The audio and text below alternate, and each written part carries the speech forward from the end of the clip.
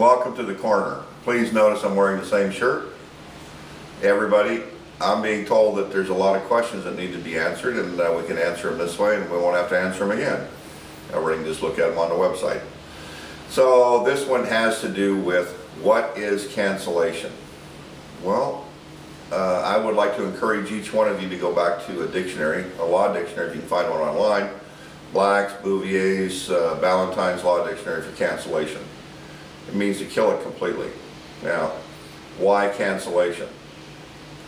I'll start with a series of questions. Which one of you Americans can be forced to cooperate with a fraud? If you can't be forced to cooperate with a fraud, is there a legal or political or a commercial mechanism for you to get away from a fraud? Yes, there is.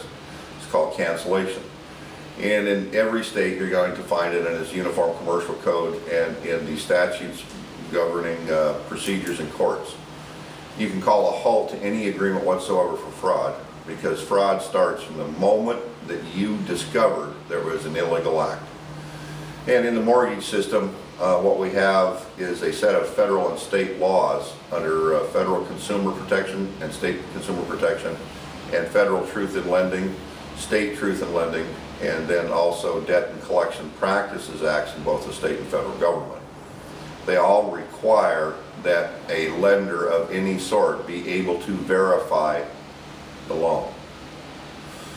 Now, the issue is, if you can discover through some legal or political mechanism or commercial mechanism that the bank did not comply with the law somewhere, would that lead you to believe that there's a fraud? How many of you believe out there now that the bank has not committed fraud across the board? And you'll please notice that I only use the bank, because in the United States there is only one bank, and it's called the Federal Reserve. They issue all of the credit and they issue all of the private money. One bank. Just like Walmart or Kmart. There's a lot of different stores around, but there's only one Walmart and Kmart. So there's only one bank. So the bank issues credit. Okay, if they cannot define for you the source of the credit, the ownership of the credit or the money, they can't show you where a loan took place.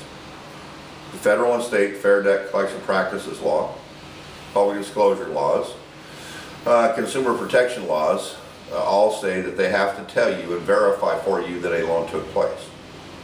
So ask yourself this question. First of all, if you cannot be forced to cooperate with a fraud, and the bank cannot show you where a loan took place, do you have cause to believe that a fraud has been committed upon you?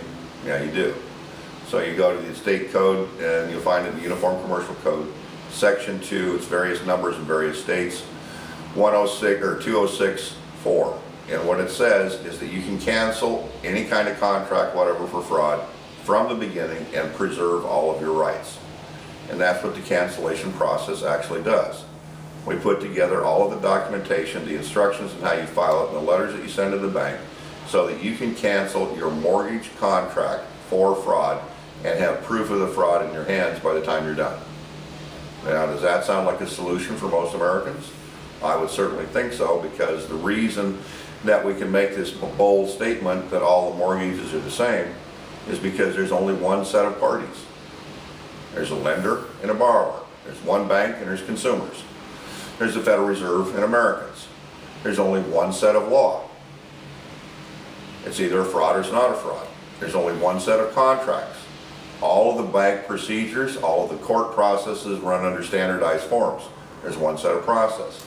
So everything being equal across the board, if you can cancel a mortgage in one case, it works in all other cases as well. So if you cancel a mortgage in one case in California, it's the same as canceling one case in New York, except that all the cases are the same. So now when we get to another section of the corner here, we'll deal with why the judges aren't ruling in our favor for cancellations. And that's what we're going to open up here in the next few days. So enjoy the corner, pass it around, share it with your friends, have them come to Individual Resolution Society at joinirs.org. Sign up, learn what we do, share it. That's what the